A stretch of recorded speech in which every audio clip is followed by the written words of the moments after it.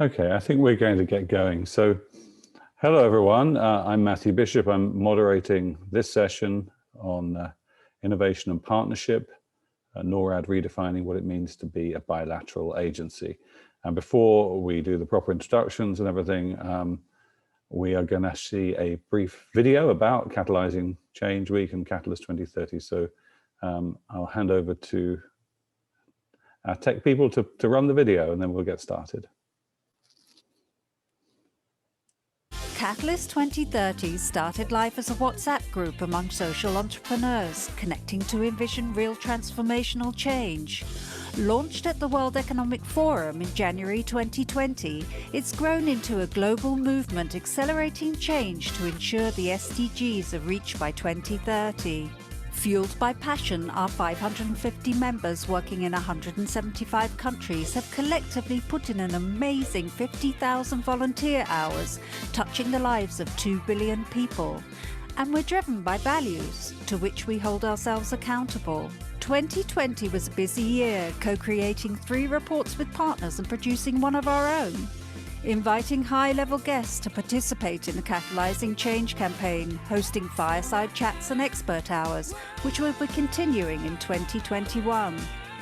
To celebrate our achievements, together we placed our supporters in the limelight with the first Catalyst 2030 Awards for Systemic Change. With the blessing of the Dalai Lama, we celebrated finalists and winners in the following categories: special recognition for our early supporters, individual philanthropists, donor organizations, philanthropic intermediaries, corporate organizations, bi- and multilateral organizations, and 4 regional winners in the category of national governments. And now on to Catalyzing Change Week 2021. During this social entrepreneur-led event, we bring together diverse stakeholders in over 100 sessions to showcase their systems change efforts and the best practices that can accelerate our work in pursuit of the SDGs.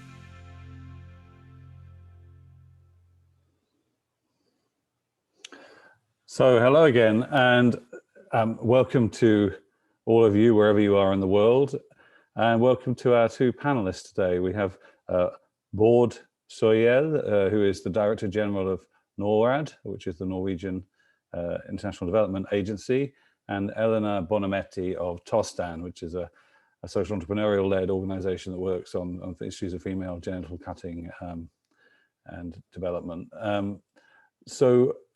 This is a very important moment to be talking about international development. The world is obviously, as we all know, in a crisis brought on by the pandemic and the economic shocks that have followed that pandemic. It's a time when some governments that have been leaders in international development, and I think of my own British government that I look back on and I think feel deeply disappointed by recent news there, where they've cut back on the development budget, having stuck with the 0.7% target for many years through thick and thin. And we're looking to America, where US aid has a very interesting new leadership under Samantha Power, and wondering what they're going to do. But Norway and NORAD was singled out as for honors in our awards, Catalyst 2030, because it was felt to embrace an approach to international development that was really reflective of how Catalyst 2030 sees systems change being supported and driven forward. It's a partnership approach, very much working with people on the ground and organizations on the ground in a way that's been very supportive of social entrepreneurs, which I think is why Tostan nominated them for this award. And we're so glad to have Elena with us this morning, and she'll come on and talk a bit later. But I'm going to start with Bård, and you're going to make a presentation really about your thinking as an agency now coming out of this moment in time, how you can build on the foundations that are in place and maybe do some things in a more innovative way, even than what you've been doing before. So we're going to start with a presentation from Bård, and then a bit of Q&A, bring Elena in. For you watching this discussion, there's a chat function and also a Q&A section where you should please feel welcome to post questions. I and the team here will be keeping an eye on those questions and bringing them up when we get into the discussion period in the second half of the time we have together today. So please do send in your questions. I know Bård is very keen to answer, as is Elena, to bring the social entrepreneur perspective as well to this conversation. So over to you, Bård. Welcome. Thank you so much. And first, of course, I have to say on behalf of Norad and Norwegian Development Corporation, really, that we are so proud we were so proud to be nominated and even more glad to win. And it's also a great pleasure to be with you here to speak about innovation and I will also touch upon the broader context that we think of it in. And then I have to say to Elena Bonometti, thanks for nominating us. It was a great surprise. We are not me personally, because I've been with the organization for only 1.5 years, but we as an organization know you well. It goes back to 2011 actually, and you're one of quite a few what we would call innovative efforts that we have been partnering with and supporting through the years, and I'll touch on it later, but in a broader perspective.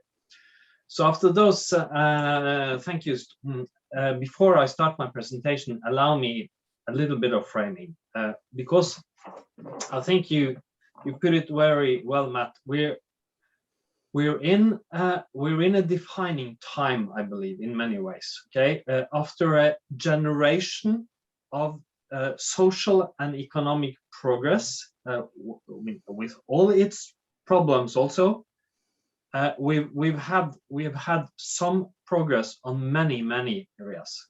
The percentage of living in extreme poverty dropped from 36% of the world's population in 1990 to less than 10% before COVID-19.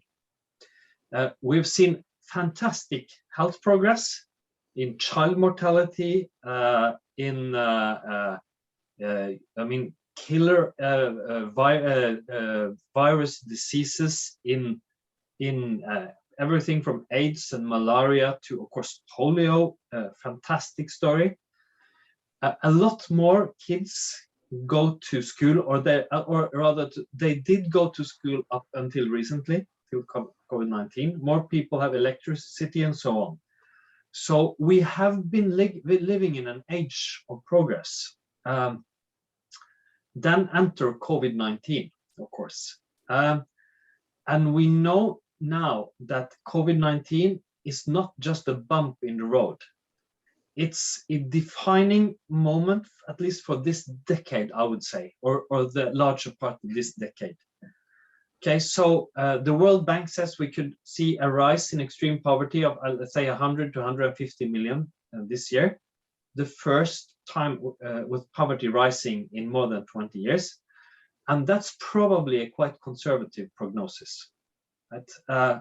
Acute hunger, food security might be doubling for the numbers before COVID-19. And it also affects the work on so many other issues, from energy to education to inequality, to women's rights, to almost everything. And of course, where rich countries like Norway or European countries with all our challenges, we will have economic muscles to fight back and to restore growth once the virus is fought down or we are vaccinated. But for many of the world's poorest countries, that is not the case.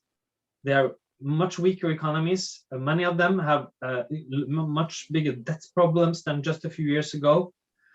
And there are no social security nets, or not to speak of no oil fund like Norway has. So we could be looking at a huge rise in poverty and other social and economic problems, and more global inequality this decade. And of course, on top of that, the climate crisis, it's not like it's gone away. It's just a bit away from the top stories in the news, right? It's there as a great development destroyer and as a major challenge, probably the biggest common challenge in the world the next few decades. And just to add on, this is not an optimistic start, I know, but I mean, the world isn't that optimistic right now, even though we can change that again. But of course, on top of that, we see tendencies in terms of authoritarianism spreading now in the shadow of COVID-19. It was there. I mean, there was a decrease in civil and political rights, a small decrease in the years before COVID-19. Now there's been a huge change in a negative direction. So, I mean, the roaring 20s aren't there. It's the challenging 20s, the really challenging 20s, and most of all for developing countries. And when I do speeches and talks now, I always say that we're also in a period now where development cooperation becomes more important. It's more important in the humanitarian sense. It's more important in its classical sense, but it's also more important to innovate in this phase and to look for new tools and to look new partners, changing the way you work and so on to achieve more. And that's my introduction to sharing a brief presentation and introducing Norad's strategy here. I think you can see the presentation now, right? Give me a hint if it's not working. Because in all this, Norad has been working like this for years, but there were changes in Norwegian development work, making this even more important in this period. Because in 2019 there was a reform in Norwegian development cooperation, changing Norad's work and outlook quite a lot. Before that, we were managing around 4 to 4.5 billion Norwegian kroner, and that is approximately 500 million US dollars or euro. Now we are managing around 19, meaning around 2 billion US dollars. I was wondering whether there's a way of making the slides take the full screen up on your computer. It hasn't. I'm sorry, I thought it was. Yeah, let's see. I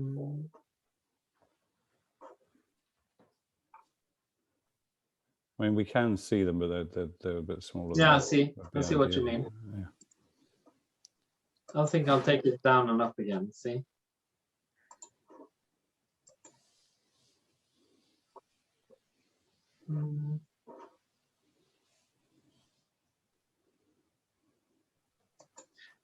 I'll just take it down and up again and see if I can get it right here.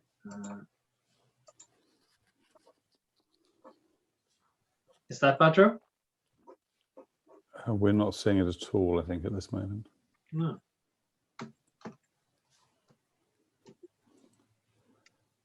I mean, no matter, we can go back to where we were. That'd be perfectly fine. Yeah. Just a second. Let's see. I'll give it one more try to get it shared properly here. Okay. There you go.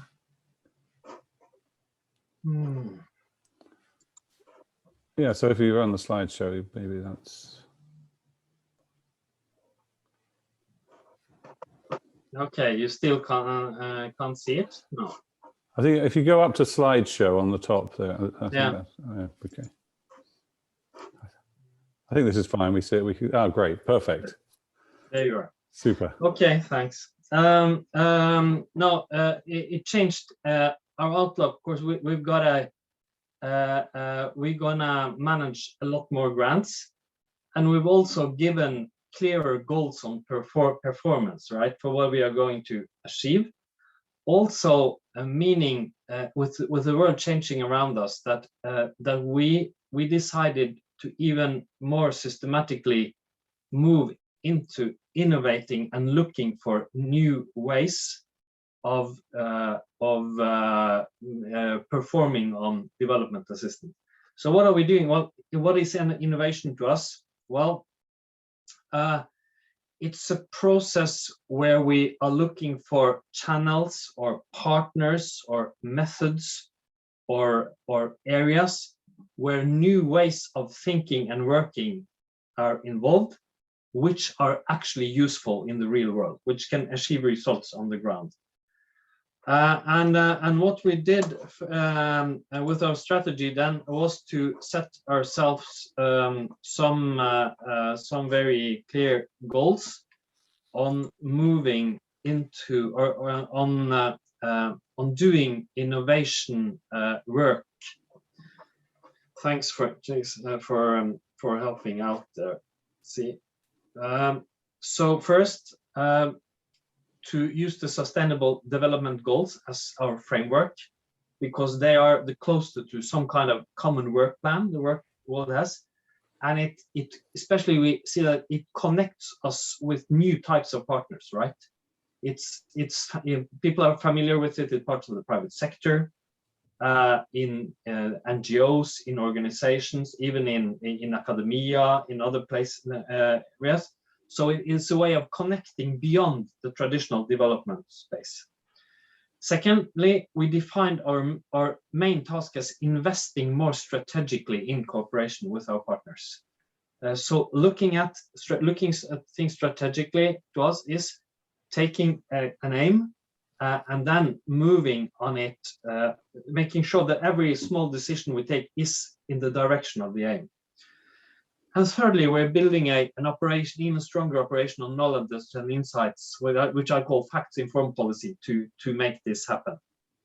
So if you'd help me with the next slide here, thank you. And then we are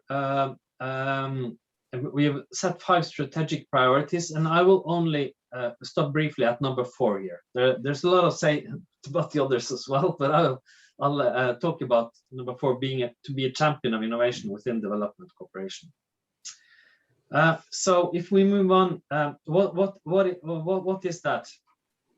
Well, let me give you. Could you please do the next slide? Thank you.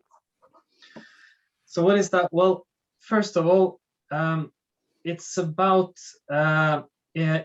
creating a culture that tries out partners' channels and methods of implementation. We have been doing that from before. One example is, of course, Tostan, which to us was an innovative effort. It's a new partner we didn't know about. They had ways of working that was inspiring to us. So it's one of many examples we have from before. What we're also doing now more is to incorporate that into our organization. First, we are creating a new unit within our organization with a specific methodological responsibility for innovating as a helping tool to the rest of the organization. But we are also trying to incorporate it into the whole of our work. So what we are doing now, we are creating thematic portfolios, units, on each of the sustainability development goals, let's say oceans or health or life above water, life on land, or whichever. Of course, number 1, to get rid of poverty or to fight poverty is underlying everyone, but still, each of them we are creating portfolios where we are trying to have many different tools and methods and partners going the same direction. With multilateral partners, NGOs, private sector, and so on.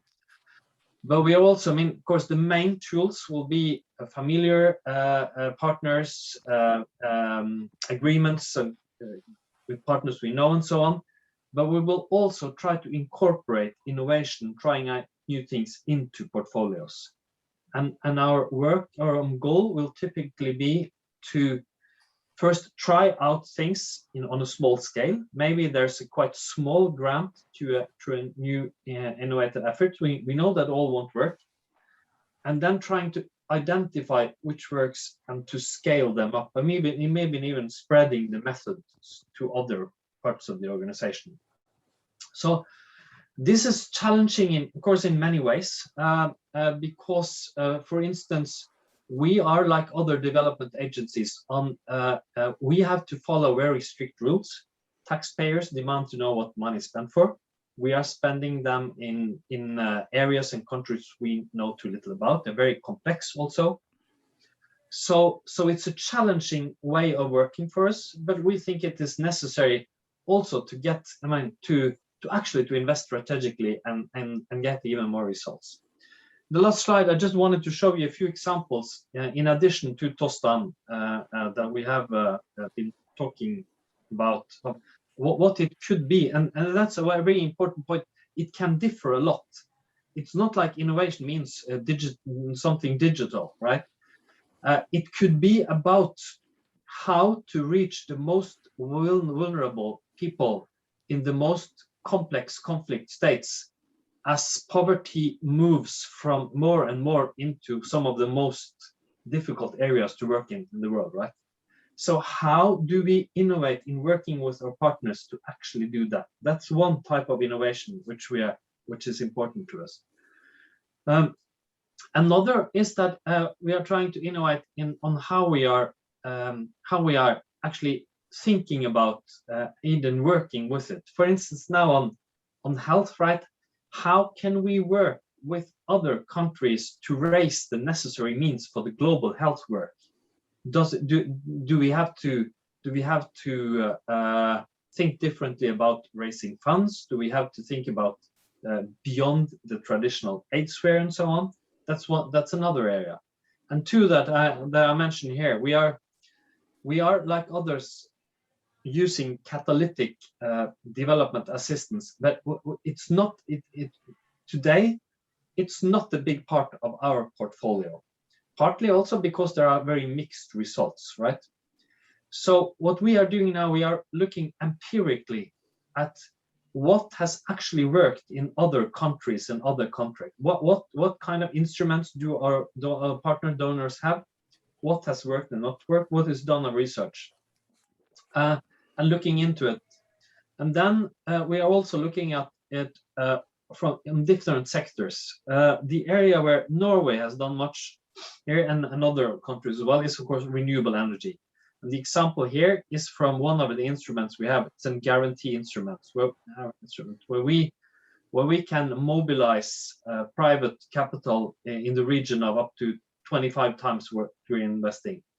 But we are also looking into that now in other areas. For instance, in ocean economies, where Norway has a really strong position and lots of a huge private sector, or in the agricultural sector, where we are not as strong, but the world has lots of important agricultural investments that's needed.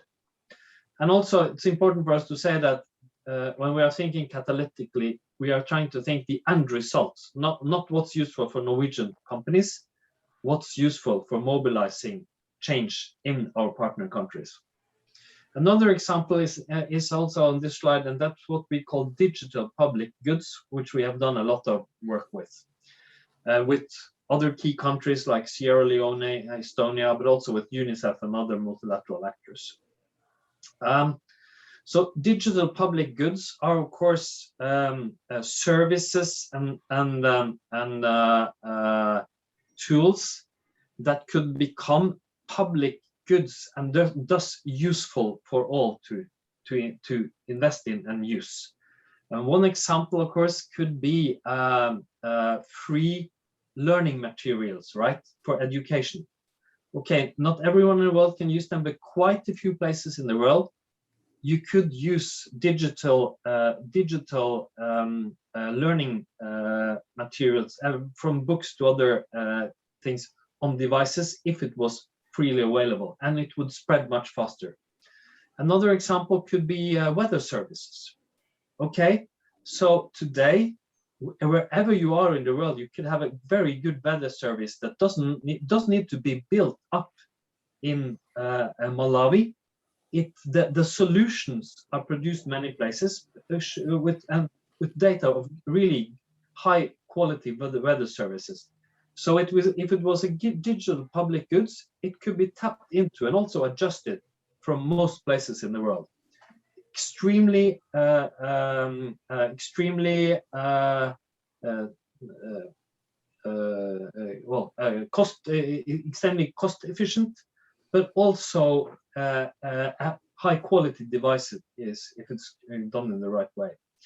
And here is also another example, which is the health service system DHIS2, which is developed through a grant where the University of Oslo and other actors were involved. It's now used as a free public goods in up to 35 countries as their health system, taken into use now just a lot, for instance, during COVID-19.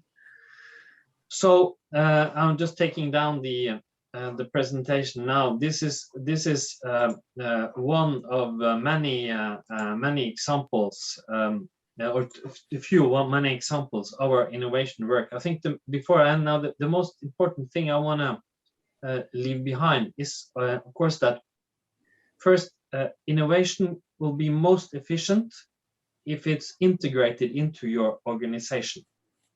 And secondly, of course, you have to do it critically. I mean, you have to always also look in development assistance carefully how you spend your money and be reliable on that. And thirdly, you have to have luck and find great partners like Tostan that you can invest in over time. You can't always be lucky, but some partnerships that started as innovation or as thinking in a catalytic way should turn out to be really good and dependable over time. Thank you. Bård, what a terrific presentation. Thank you for that. I mean, it's obviously a very ambitious agenda and a very inspiring agenda to set out on. So thank you for explaining it to us.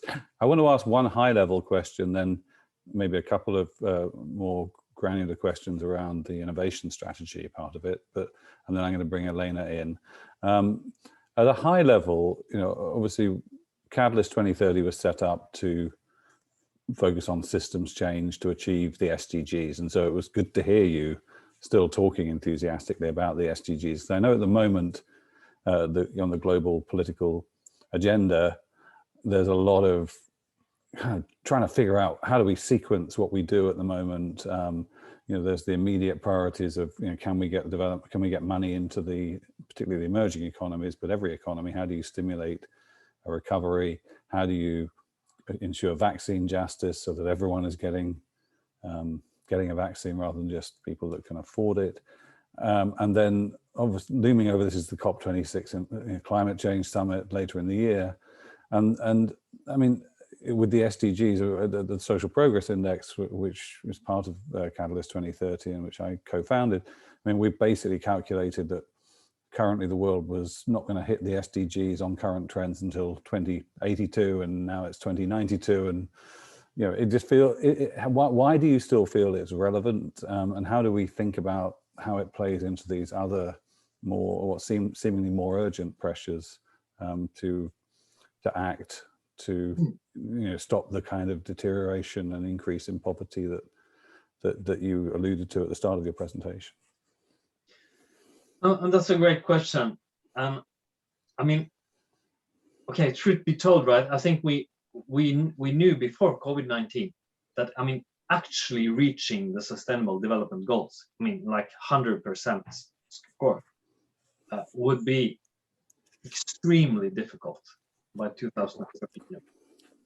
And that's partly because the way they are created. I mean, with the leave no one behind approach, which I support a lot, introduced, we made it really, really difficult to actually reach them. And secondly, also because growth and progress were slightly slowing down even before COVID-19. Now, I think it's not about actually reaching the sustainable development goals, all 17 of them, in 2030. It's rather having them as a vision and direction and still goals. So my reading is that the agenda is as important as they were. It was in 2015, and the goals are as important as they were. And also, my reading is, of course, you never know how the world is developing, but I would guess that they could become more prominent in global media debates, in global policy gradually towards 2030 again, because we're in a very special period now, right? We know that we will not score, 100% on some of them, but from other areas we know so that sometimes it's important to have a vision, to have a goal that you will never totally fulfill it, but you can get really close to it, right? And I think that's the way to think about the SDGs. And maybe most importantly about them is that more than that they are goals for each area, it's that they are the closest thing to some kind of global agreement or agenda saying that we're in this together. We're all developing countries in a way when it comes to SDGs. We all have some flaws. And it's there's a kind of, there's some sort of equal position in the fact that we are all they're about to solve, right? It's not about some donors here saying that there are some goals for you there. There are common goals. So I consider them really important as a vision and as an agenda for us. And how does it relate to this year in particular, where there's so much that needs to be done quickly on the global stage? Of course, also for us, we're owned by or run by the Ministry of Foreign Affairs. And for instance, this year, they have distributed around more than 10% of Norwegian development assistance to health efforts, right? And a lot of it to humanitarian cute things, other things to more long-term things, but still. And then also, of course, quite most of that away from other things.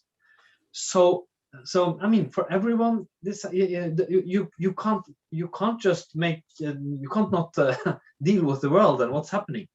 And I think a lot of donors have, and you can look at the OECD numbers. That's happened many places. That doesn't mean that the SDGs are losing their sense as a vision in 2030.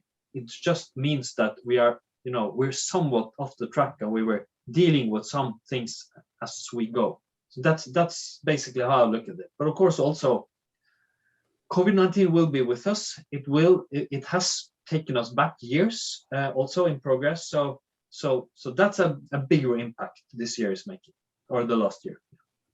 Now, your comments on innovation were very much, I think, in the spirit of what we at Catalyst 2030 have been focusing on, and particularly was set out in the New Allies report that was published last year.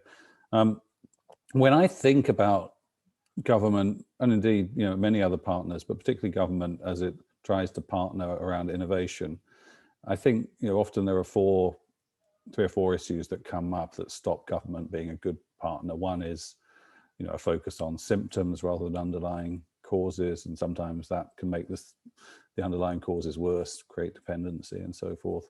Another is risk aversion. Government's very worried about bad front page headlines. Then there's the political cycle, which is every 4 or 5 years you're up for an election, and so maybe someone comes in with a different agenda, and all the partners who were there before suddenly find they're not getting the support they did before. And then also there has often been a kind of top down approach rather than a genuine co-creation. I wonder how you'd reflect on how you're going to address each of those particular challenges as you try and partner in a different way with people on the ground.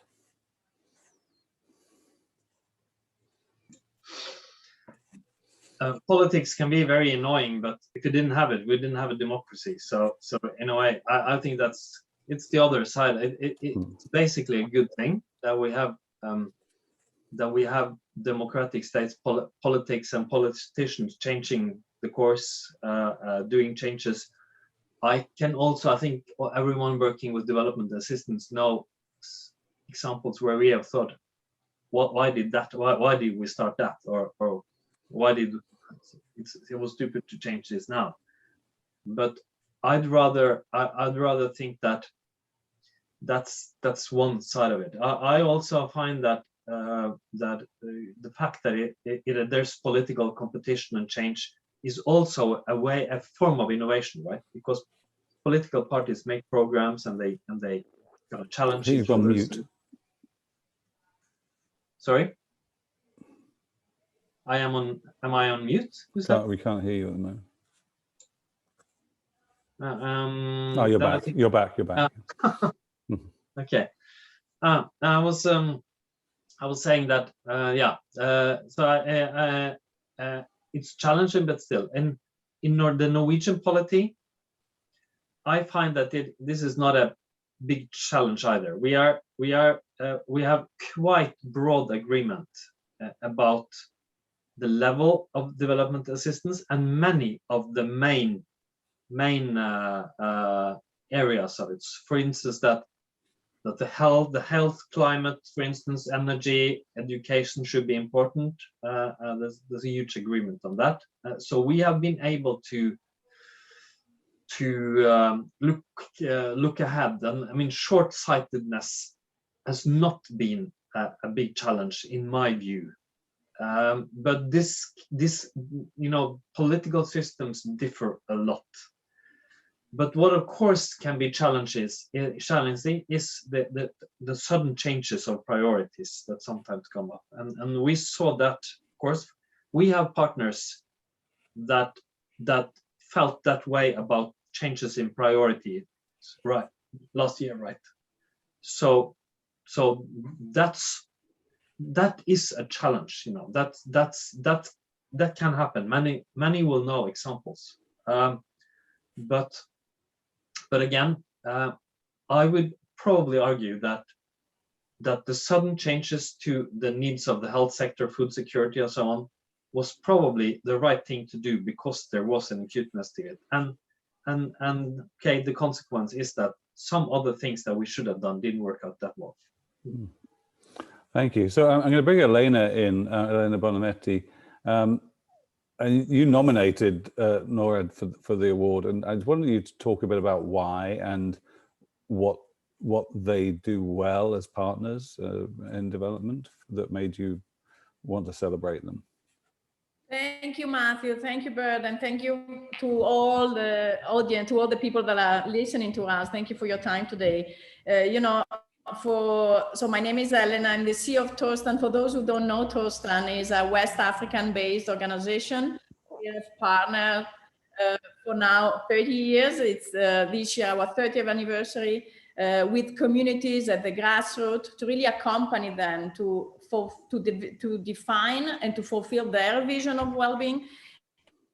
And we have also inspired large-scale movement, really leading to dignity for all. And of course, as Matthew said in the introduction, we are known for the abandonment of female genital cutting, child marriage, and we really work on social norms, which are very complex, of course, issues. And why we have appreciated so much, and thank you, Mr. Bård, to say, that you consider Tostan being one of the few innovative, of course, approaches that you're currently supporting. And we have thought that really Norad had been a long-term and also really strategic and flexible supporter, and had really invested both in the organization and of course in the community impact. And those are two very important elements for social entrepreneurs like we are at Catalyst 2030.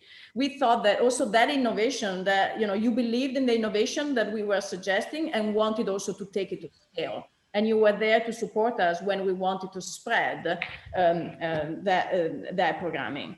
you have also been very flexible, actually, in times where realities have changed, and we are living in a very changing environment, and so it was very important that you supported the learning that comes from the practice, and the adjustment that we could make were really useful for us to achieve the impact that we did together. So you were supportive, really, of models that really wanted to extend it to amplify the impact, leading to community-led sharing and well-being, what we call well-being. So that's why we wanted to nominate you, and of course we were thrilled to know that you won the award. Now I'm of course very proud, and on behalf of the Catalyst 2030 movement, that you are of course mentioning Tostan among the few, but I need to say that I'm not satisfied. There are so many Tostan out there, and we really want, of course, bilateral agencies like Norad, as all the other, of course, stakeholders, to invest more in those practitioners that are really looking for the innovation and that are close, of course, to the ground. So I had a couple of remarks, Matthew, about the strategy. I don't know if I can share yes, those. Please. Tostan is a proud founder of Catalyst 2030. What I appreciated the most in what you said, Mr. Bird, was really that vision of the SDGs. We know, continue at this pace, we won't get there, but that is our vision. And that brings together a community of social entrepreneurs from all different geographies, horizons, sector, time zone, you name it. There is such a diversity in this group. But we come together as a community around that vision of accelerating the achievement of the Sustainable Development Goals. And what you also said about embracing the complexity, addressing complex challenges takes time, takes patience, and takes also investment that go deeper, that go towards really understanding what is the drive for that change. And so I think, when I read your strategy, I see sustainability and innovation, of course, standing out. You talked a lot today about the innovation, but I think sustainability is also very central to your strategy. And I think those are the two things for which this group of amazing social entrepreneurs, Catalyst 2030, is known for.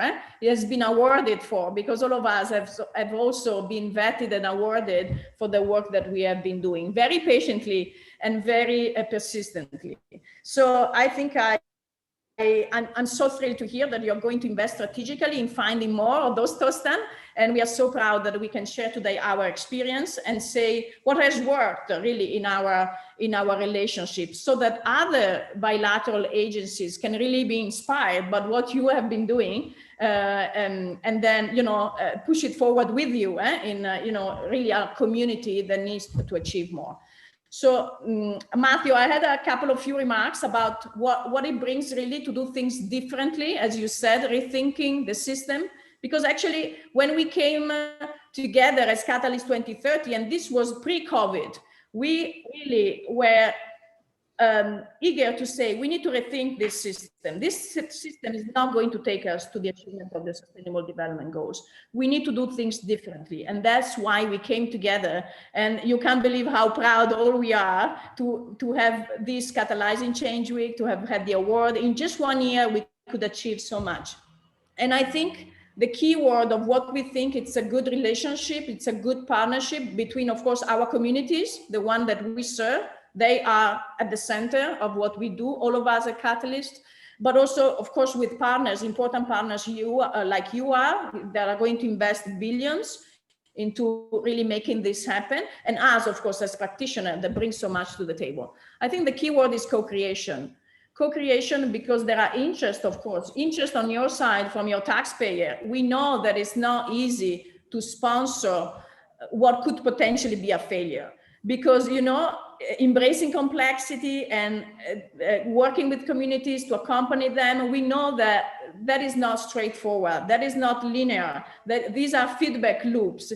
It requires learning, it requires investing, it requires failing. And it's not easy to go back to your taxpayer, of course, and say that you failed because you invested in something new. And so we appreciate that challenge, and we are here to support you in that challenge. because, you know, this is also the way we engage with our communities, you know. We try to accompany them, but we know that not everything will come to fruition. So I think that co-creation space is so relevant. And what we really appreciated with NORAD in our 10 years relationship is that you came to visit. You came to listen to communities. I remember, you know, a wonderful trip in Guinea-Bissau where we, I think, really understood each other. We have common goals. We have common values. There is a true caring for what we want to achieve together. And when you come together, you sit at the same table, you listen together, then the innovation comes out. You know, you think together what can be possible with those resources available, and with the, of course, on the basis of the needs that people have expressed. And so, you know, that investment in listening has been fantastic for our relationship, and that investment also in making the organization grow. You spend so much time in giving programmatic feedback, but you also give, you did organizational audits, constant organizational audits to help us improve our system, to improve our sustainability. And that was so critical for where we are today at Tostan. So I think, again, that co-creation space is so relevant, so that we can put the community at the center. And there's no Tostan agenda, there's no NORAD agenda, there is a common agenda. That is the agenda that serves people needs. So thank you for that. And, you know, we really look forward as Catalyst 2030 to really to continue this work together. Thank you, Elena. Those are very inspiring words and very practical. And I would say that, you know, obviously the awards were the product of the community being consulted within Catalyst 2030, also of an expert jury. And the expert jury, this was one where I can reveal the secrets of the jury room, that we were unanimous in backing in NORAD. Bård, I'd like to ask you to sort of build on that and just tell us in practical terms, you know, how are you thinking about the process of co-creation going forward, and how could a network of social entrepreneurs like Catalyst 2030, you know, engage in that process with you and others who aren't part of our network, you know, whether they be in the private business or whatever? How do you seek to do this going forward? That's a good question, also because, I mean, today we are celebrating and talking about what we achieved, but also there's also room for improvement, and I think that's an area where we have quite a lot of room for improvement, right? Because most of our money goes to huge institutions, you know, UN organizations, the World Bank, the regional banks, the big ENGOs, international organizations that we're all familiar with, huge systems, well-established brands, all that. So, of course, that's our. You say if you say we have a business model. That's of course the main business model of NORAD and most donors, right? So a challenge, I think, for, let's say, a corporation like we have with Tostan and others, is of course that it's a bit different from the safe thing we know. And one of the things we are working a lot with now is also when we are establishing a corporation or looking at one, how can we have a mindset where testing, looking at possibilities together, trying out different solutions, daring to look into, okay, could this maybe be something or not? That's part of our work. And that I find that a bit challenging in our organization, because it is different from the role of the public sector, right? Which is often is to say, okay, we have this grant here and here's the application form, and it's also challenging what you talked about, the scrutiny and you know, the transparency in the spending money, which has to be at a very high level. But I think it's possible to combine. We have done that. I mean, the Tostan story is one example of many where we have actually done other things. We have also, talking about social entrepreneurs, one of the things that it was before my time, this was, but it's very impressive, really.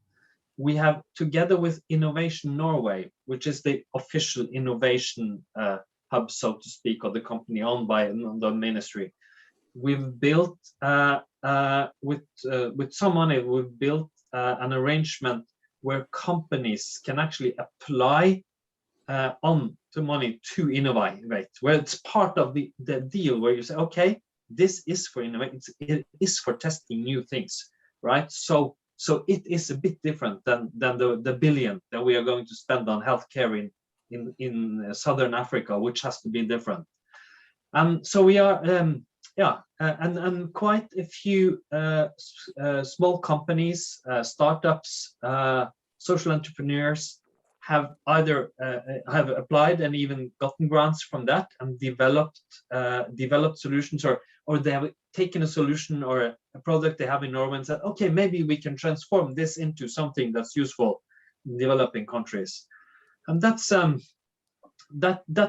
has been a tool. So partly doing things like that for applying, partly establishing a working relationship with partners, new and existing, that where it's allowed to discuss how do we move, how do we innovate, how do we look for best practice in many of our partnerships, all that. That is, I think, that's an important part of this. Thank you. I know that we're nearing the end of our time, but I know Karen Spencer, who was one of the other jurists, is keen to ask a question. Karen, can we call on you?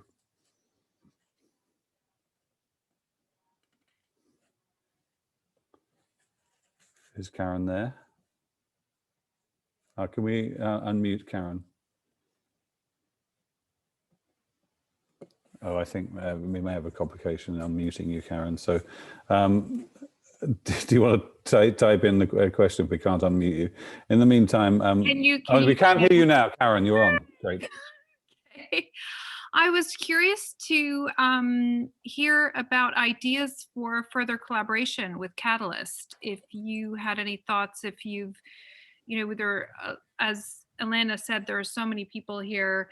I think one of the things that we're excited about is to hear how you think we can do better as an organization at working with buy-in multilaterals, because I think that's a huge objective we had, and we'd love the opportunity, I think, to hear more thoughts about any input or ideas that you might have. Yeah, thanks. Well, I'd love to have news here today live, but I don't, except from saying that you're the kind of partner we'll be interested in speaking to and developing work with. But it's not like I've prepared something for this event about that. I think maybe if I were to say something, it's of course the fact that the very idea of your institution or organization is to build catalytic partnerships and develop these kind of ideas is the main thing that makes you interesting and well worth looking into ideas with. So I think I'll just answer by saying that we are definitely interested in a future dialogue. Yeah. Great to hear, and I'm sure Giroux and others will be taking up that opportunity. We had a question from one of our people viewing about the innovation unit in particular, that you were talking about, the new innovation group, and when that will be up and running, and to what extent that will be one of the vehicles for having that dialogue between social entrepreneurs and you.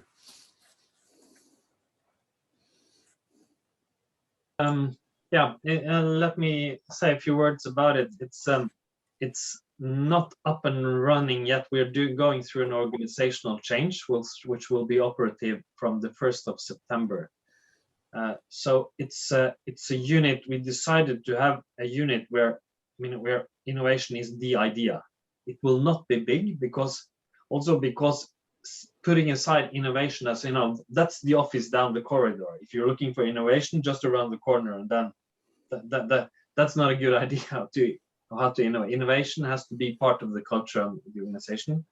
But it is, we think it is also a good idea to have a place where the method, the thinking, and especially maybe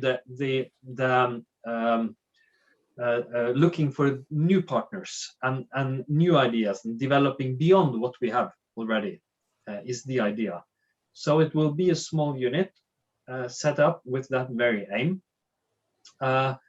It will probably spend quite a lot of time at actively not just receiving ideas from existing partners, or actively looking for where to go with our innovation, and also being a hub for or a support for others in how to work with innovation.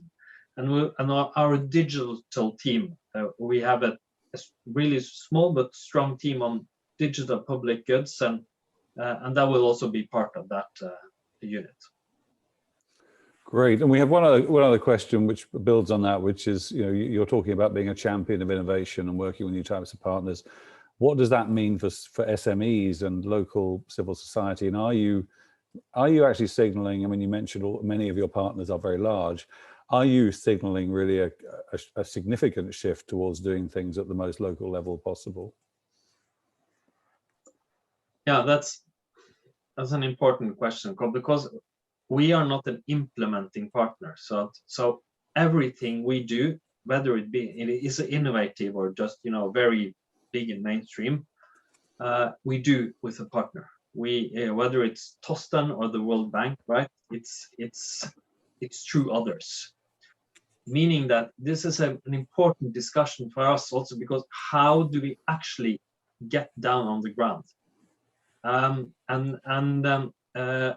One of the things that we are at least at our best trying to do with partners is also to challenge them on shifting the power and the competence to the local SMEs, the local civil society, the local expert, the local firm, and so on. It's not all, of course, we don't have a huge influence within the World Bank or many of the UN organizations. We are a much bigger and important donor, for instance, to some big NGOs and other partners. But still, we can work in the direction we'd like to see change. And that we are pursuing that very actively, yeah.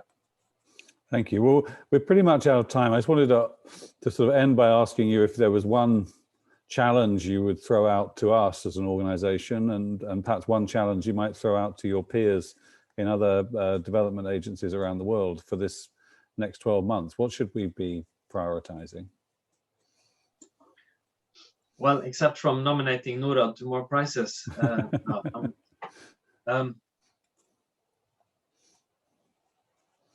Well, let me leave you with one or two. First, I think we all should do a common effort in making people understand how hard hit developing countries are, how tough this is going to be. It's a bit of a change in mindset. It's going to be really some tough years, which also means that development assistance becomes more important, and also innovating and making it even more useful. Then I would maybe say, integrating climate issues, environmental issues with social change is extremely important. So we are looking a lot of that climate adaptation, nature-based solutions. How do we do things that are really good for fighting poverty and creating development, but it's also part of the agenda of mitigating and adapting to climate change. That I would leave behind. Yeah. Right. Well, look, thank you very much, Bård, for your comments. And I feel like we just scratched the surface of a conversation that could have carried on for many more hours today, let alone, and look forward to carrying it on in the months and years ahead. But what you've set out is, I think, a very exciting and inspiring and necessary agenda, and hopefully others in your position in other parts of the world. And I think of Britain. I think we'll hear what you've just said about the moment that we're in, and this is a moment for those of us that are in wealthy countries to step up and help, not to step back. But I think certainly at Catalyst, we look forward to picking up your invitation and having more conversation with you about how we can collaborate around catalytic change, systems change together. And we wish you well as you take this strategy and run with it, and look forward to being even greater partners with you in the future, and hopefully giving you more of those awards. So thank you very much for your time. Thank you, Elena, for your nomination of NORAD, and for explaining so brilliantly why and the potential of this collaborative, co-creative approach with the social entrepreneurs and other partners around the world. So thank you, everyone. Thank you, everyone who's joined us, for your questions, and do take the survey and so forth that has been put up in the chat function by Vieri. So thank you, everyone, and I look forward to our next sessions during this great Catalyzing Change week. Bye. Bye. Thank you. Bye. A bientôt. Thanks a million. That was a really, really nice session, I have to say. I'm sorry, I don't know, I can't start the video for whatever reason, but it was a fantastic session, and thank you for your explanation and the policy, and it was a great session. That's all I can say. Thank you, Drew. Many chats happening. So thank you very much, really. Thank you. Thank you. And I wish I could just say a bye. I'm waving my hand and you all can't see. Okay, we hear you. Bye. Yeah. Good to see you all. Thank you so Bye. much. Bye. Thank you. Your office later. Yeah, thanks. Hey guys, that was great. I'm sorry Thank I you. can't get on camera for whatever reason, but that was a great session. Thanks for the pitch. Thanks for you all to making all of exactly what we had. Thank you very much. That's all. Thank you. Thanks, Drew. Bye. Thank you. Bye-bye, everyone. Thanks. Bye. Bye. Bye.